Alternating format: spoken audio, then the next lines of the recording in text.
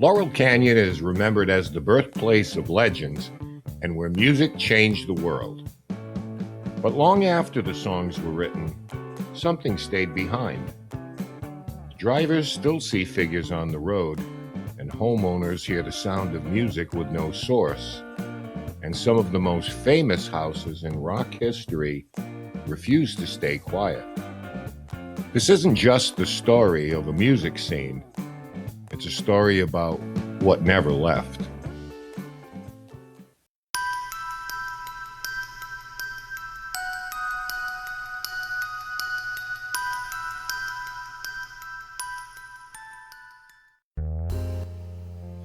High above Los Angeles, carved into steep hills and tangled roads, lies Laurel Canyon, a place the world remembers for music.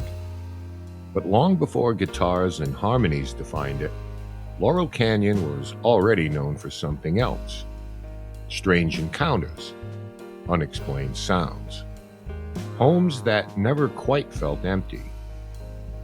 For more than a century, residents have described figures on the road, whispers in the dark, music with no musician, and houses that seem aware of who enters them. Some call it haunting, others call it memory, but in Laurel Canyon, the past doesn't fade. Before Hollywood reached the hills, Laurel Canyon was a narrow passageway, a stagecoach route, later a bootlegger hideout, carved through rugged terrain where accidents were common and help was distant. Long before that, indigenous Tonga people passed through these hills. Some researchers believe the land itself was considered spiritually active, a place of transition rather than settlement. Early residents reported horses freezing on the road, refusing to move, staring into trees where nothing visible stood. Lantern lights were seen drifting uphill where no trails existed. Most chilling were repeated sightings of a phantom horse-drawn carriage, white horses, silent wheels, but no driver, crossing the road and vanishing instantly. Witnesses described sudden cold afterward, and always the same sensation: being watched. In a strange twist, a man devoted to debunking fraudulent mediums may have helped cement one of Laurel Canyon's earliest supernatural legends. As Hollywood expanded, large estates rose from the hills, including the property later mythologized as the Houdini Estate at 2400 Laurel Canyon Boulevard. Though Harry Houdini never formally owned the mansion that once stood there, he stayed nearby in 1919. After his death, belief did the rest. Workers reported whispers without words, footsteps climbing stone staircases long after everyone had left, sudden pressure in the chest inside rooms, and some heard distant laughter echoing through empty halls. Rumors of seances held on or near the property only deepened the legend. Even after the mansion burned down in 1959, the ruins remained active. Visitors reported cold air pooling around the stone steps, voices carried on the wind, and the overwhelming feeling of intrusion. At this point, the house was gone. By the 1950s, Laurel Canyon had grown quieter, but stranger. Residents began waking between 2 and 4 in the morning to faint sounds of music, single piano notes, acoustic guitar fragments, and soft humming. The melodies were never complete, just pieces, repeating, as if something were practicing. No radios were on, no neighbors were awake. The sounds seemed to drift through walls and trees. During this time, reports of roadside apparitions increased, most notably a woman dressed in white, seen walking uphill along Laurel Canyon Boulevard. Drivers stopped to help her. She gave an address, but vanished before they arrived. Doors opened on their own, and houses refused to stay locked. When musicians arrived in the 1960s, Laurel Canyon transformed, not just culturally, but emotionally. Homes became gathering places, crowded with sound, ambition, excess, and vulnerability, and the canyon absorbed it all. Jim Morrison passed through Laurel Canyon before fame fully claimed him. Known for wandering the hills alone at night, his presence left a mark. Afterward, residents reported hearing a deep male voice echoing through the trees, not singing, but murmuring, calling. Some answered without realizing it. At Joni Mitchell's Laurel Canyon home, visitors described an unnatural stillness. People spoke softly without knowing why. Outside, neighbors reported melodies drifting through the night, unfinished songs lingering long after she moved on. Near Frank Zappa's residence, the surreal felt normal. Neighbors described laughter echoing across the canyon when no one was outside. Figures were seen moving near the duck pond long after lights went out, and reality felt thinner there, as if humor itself weakened the boundary. Across the hills, late-night harmonies floated through the darkness, often mistaken for rehearsals by Crosby, Stills, and Nash, until the sound continued long after every house went dark. Music didn't echo here, it stayed. After the death of Mama Cass Elliot, Laurel Canyon changed again. At her former home, guests reported sudden emotional waves, grief without cause, warmth without explanation. Music would begin and stop abruptly. Some described the sensation of someone sitting beside them, a hand brushing their hair, a presence that felt protective.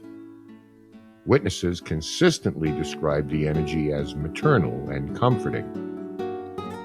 Those who felt it said the same thing. It felt like her. In Laurel Canyon, not all hauntings come from violence. Some come from love that refuses to leave.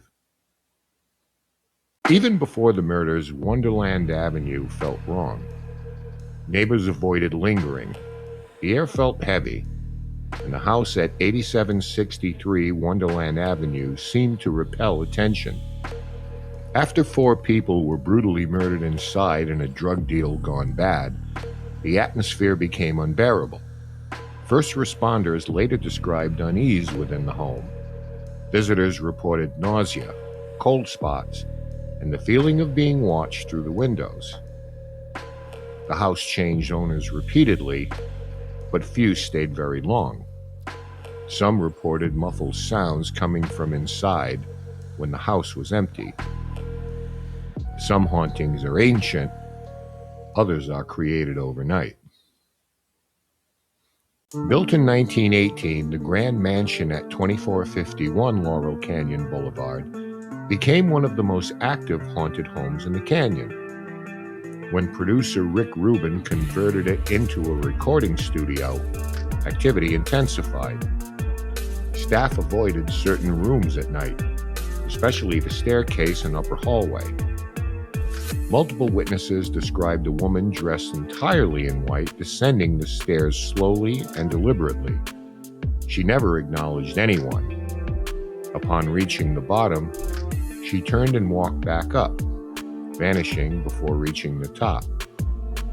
Musicians reported doors opening and closing on their own, footsteps in empty rooms, and shadows moving along walls. Artists, including the Red Hot Chili Peppers and System of a Down, described the presence as aware, curious, listening. Recording there didn't feel lonely, it felt observed.